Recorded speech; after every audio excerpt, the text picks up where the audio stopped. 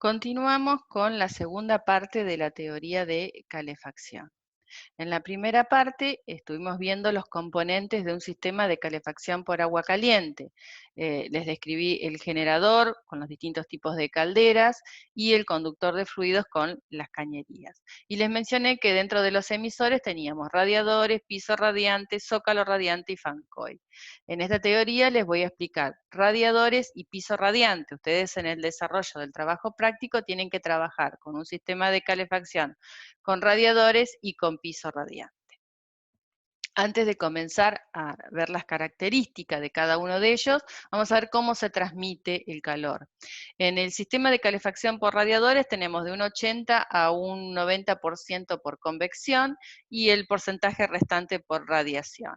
La transmisión del calor por convección, ya se los he explicado, el radiador va calentando el aire, eso hace que aumente la densidad y el volumen, sube y empuja al aire que está más frío y que tiene una menor densidad, generando las corrientes convectivas. En el piso radiante tenemos un gran radiador que transmite el calor en un 60% por radiación y en un 40% por convección.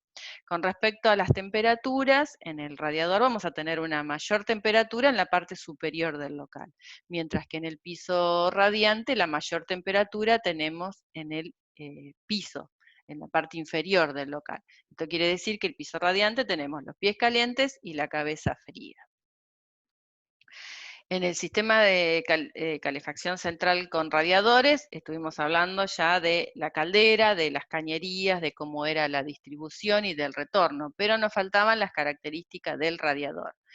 Eh, Tenemos dos tipos de materiales. El hierro fundido, que es un radiador que se utilizaba antiguamente, lo van a encontrar en viviendas antiguas o en algún edificio público, hay este tipo de radiadores. Pero en los sistemas de calefacción actuales, los radiadores se están fabricando de aluminio inyectado.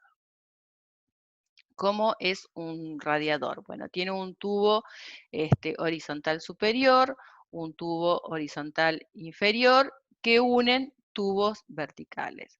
El agua entra por la parte superior, recorre los tubos verticales y sale por la parte inferior. En esta imagen podemos ver lo que recién les estaba explicando, y a su vez también marcan cómo se produce la transmisión del calor a través de la convección y la radiación.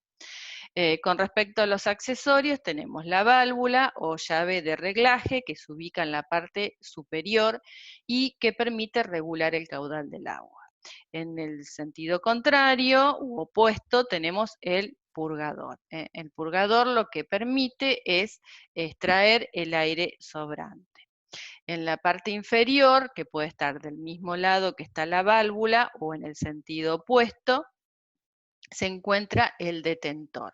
El detentor y la válvula permiten desmontar el radiador sin tener que vaciar el agua de toda la instalación. Y en el extremo que no se utiliza se ubica el tapón. Con respecto al emplazamiento, bueno, tenemos que ver cuáles son las indicaciones que nos dan en el folleto de acuerdo al radiador que hemos seleccionado. En este caso, yo lo que puse fue los requerimientos de acuerdo al folleto que ustedes tienen en aulas web. En este radiador que está ubicado sobre la pared, tenemos que tener 12 centímetros de separación con respecto al piso y 2,5 centímetros de separación con respecto a la pared posterior. Si al radiador lo ubicamos dentro de un nicho, mantenemos los 12 centímetros con respecto al piso y tenemos que tener 10 centímetros con la pared que está por encima del radiador y también los 2,5 centímetros con la pared posterior. Con respecto a la entrada y salida del agua, ya estuvimos viendo que el agua entra por la parte superior y sale por la parte inferior. Pueden tener entrada y salida del mismo lado o entrada y salida de lados opuestos. Y el tendido de las cañerías puede ser o por pared o por piso. Tenemos distintos modelos de radiadores. Los clásicos, que van de 1 a 2 elementos como mínimo y de 12 a 16 elementos como máximo. La cantidad de elementos va a depender también, como les dije con el emplazamiento de acuerdo al tipo de radiador que seleccionen, de la marca que ustedes estén seleccionando. El rendimiento térmico para un salto térmico de 60 grados centígrados va de 160 a 330 kilocalorías sobre hora en cada elemento del radiador. Otro modelo que tenemos son los toalleros, que son los que vamos a utilizar en los baños. El ancho es de 50 centímetros, mientras que el alto puede ser de 80 a 150 centímetros. En los toalleros, tanto el ingreso del agua como la salida del agua, el retorno, se realiza por la parte inferior y en la parte superior se encuentra el grifo de purga. En cuanto al rendimiento, es de 430 a 1125 kilocalorías sobre hora. ¿Cómo determino la cantidad de elementos de un radiador? Bueno, ustedes tienen una planilla Excel con un instructivo para su uso, pero bueno, voy a explicarles por qué se realiza este cálculo. Una vez que realizaron el balance térmico del local, que les va a dar en kilocalorías sobre hora, dividen ese valor por el rendimiento térmico del elemento del radiador. ¿Qué es lo que yo tengo que considerar para sacar ese rendimiento térmico? Bueno, el salto térmico. Si el radiador tiene un salto térmico diferente a 60 grados, que generalmente es el dato que uno encuentra en los folletos, tenemos que calcular esa temperatura de salto térmico. ¿Cómo se calcula? Bueno, se hace la suma entre la temperatura de entrada y la temperatura de salida. Temperatura de entrada puede ser, por ejemplo, 80 grados centígrados, temperatura de salida son 10 grados menos, o sea, 70. Sumo, lo divido por 2 y le resto la temperatura ambiente, que por ejemplo, si es un dormitorio, sería de 20 grados centígrados. Una vez que tengo el salto térmico, me fijo en la tabla. Y acá, bueno, tenemos valores para 40, 50, 70 y 80. Por eso yo les decía, si el salto térmico a ustedes les da de 60 grados centígrados, es el mismo que tienen en el folleto, pero si les da, por ejemplo, un salto térmico de 50 grados centígrados, tengo que multiplicarlos por 0,8 para obtener el verdadero rendimiento térmico del elemento del radiador. También el rendimiento térmico del radiador se ve disminuido de acuerdo al emplazamiento. Si yo tengo el emplazamiento apoyado directamente sobre la pared, el rendimiento es 1, pero si le coloco encima una repisa o lo ubico dentro de un nicho, ese rendimiento va a disminuir.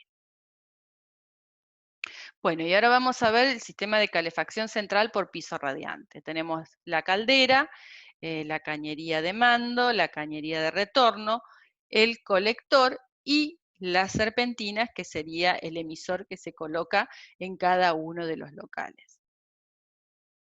Los colectores es a donde llegan la cañería de mando y la cañería de retorno. Está compuesto por un colector de alimentación y un colector de retorno. ¿Dónde lo ubicamos al colector? Bueno, en un lugar que sea equidistante a todos los locales de la vivienda. Por ejemplo, en un pasillo, porque va a estar equidistante al dormitorio, al baño, al estar. La altura del colector tiene que ser 50 centímetros sobre el nivel del piso. Y en el caso de que yo estuviese trabajando con una vivienda de 2 pisos, tengo que colocar un colector por cada piso. El colector entonces está compuesto por un colector de mando o de alimentación, donde llega la cañería de mando, y un colector de retorno donde sale la cañería de retorno que va a la caldera. Del colector de alimentación salen las conexiones a cada una de las serpentinas que están en las habitaciones. Y en la de retorno es el retorno de esa serpentina. Con respecto a la serpentina, puede tener un diámetro de 16 a 20 milímetros. Los rollos que se consiguen en el mercado pueden ser de 100, 120, 200 metros, depende de la marca que ustedes vayan a seleccionar. Y con respecto a los materiales, pueden trabajar con dos tipos de materiales, el tubo PEX o el tubo PECO. Con cualquiera de los dos, ustedes pueden desarrollar una serpentina para calefacción. En el trazado de la serpentina tenemos que tener unos ciertos requerimientos, ¿no es cierto? Una de ellas es la separación. Vemos que en esta serpentina, entre tubo y tubo hay una separación. Bueno, ¿cómo calculo esa separación? teniendo en cuenta el coeficiente de transmitancia, que va a depender del tipo de material con el que está hecho el piso, el área del local y la diferencia entre la temperatura promedio y la temperatura ambiente. La temperatura promedio nuevamente es el promedio entre la temperatura de entrada y de salida de agua, que en el piso radiante va a depender del tipo de piso. No es lo mismo la temperatura de entrada de un piso cerámico que la de un piso de madera. La temperatura de salida va a ser 10 grados centígrados menos. Y la temperatura de ambiente, bueno, depende del local que estoy trabajando, un dormitorio, un estar. Una vez que tenemos el producto el coeficiente del área y de la diferencia de temperatura, lo dividimos por la cantidad de kilos, calorías, horas que obtuvimos del balance térmico. Y de esta manera obtengo la separación de los tubos. La separación de los tubos puede estar entre 10 a 35 centímetros, pero la recomendada es de 15 a 30 centímetros. Con la separación yo después puedo averiguar la longitud de esta serpentina que tengo en este local. ¿Cómo hago? Bueno, al área lo divido la separación y nos va a dar esta longitud. A esa longitud, a su vez, tengo que sumarle 2 veces LR, que LR es la distancia que hay desde el local hasta el colector. Esa longitud total no debe sobrepasar los 100 a 120 metros. ¿Por qué? Porque si no, no tengo un buen rendimiento del piso radiante. Por lo tanto, si supero ese valor, tengo que hacer 2 circuitos como estamos viendo en este caso de la imagen. Bueno, ¿cómo se materializa el piso radiante? Bueno, en esta imagen tenemos un piso radiante que está realizado primero una capa de telgopor, después un papel film, una malla, después tenemos unas guías de sujeción y sobre esas guías de sujeción se van fijando los distintos caños de la serpentina. O sea, sería esta imagen que estamos viendo. Una vez que se termina de realizar el piso radiante, se realiza una carpeta que no tiene que superar más de 5 centímetros, porque si no, se pierde la transmisión del calor del piso. Cuando está terminada la carpeta, se dejan pasar una cierta cantidad de días y se realiza el piso, que puede ser un piso cerámico, de madera o el que hayamos proyectado para ese lugar. Con respecto a los trazados, tenemos distintos tipos de trazados. El continuo, el espiral, que es este ejemplo que tenemos acá en la imagen, el continuo reforzado y el espiral reforzado. El continuo reforzado y el espiral reforzado se recomienda que en las zonas donde están las ventanas, que es donde se produce una mayor pérdida, se haga una serpentina donde la separación sea mucho menor que en el resto de la habitación. Con respecto a la fijación, tenemos 2 tipos de fijación. La que le expliqué recién, donde tenemos el telgopor, el papel film, la malla y las guías de sujeción, y después se va realizando el trazado de la serpentina y los caños de la serpentina se van fijando a esas guías mediante unos precintos plásticos. Y la otra posibilidad que tenemos es la de utilizar paneles preformados, que se colocan directamente sobre el contrapiso. Ya no tengo que utilizar el telgopor ni el papel film, sino que sobre esos paneles se va fijando a presión el caño de la serpentina. Bueno, con respecto a las dimensiones, acá tenemos las distintas dimensiones que pueden tener esos paneles. Igualmente en aulas web tienen un folleto sobre este tipo de paneles y cómo tienen que realizar el trazado del piso radiante utilizándolos. Bueno, y por último vamos a ver la regulación de la temperatura en ambos sistemas.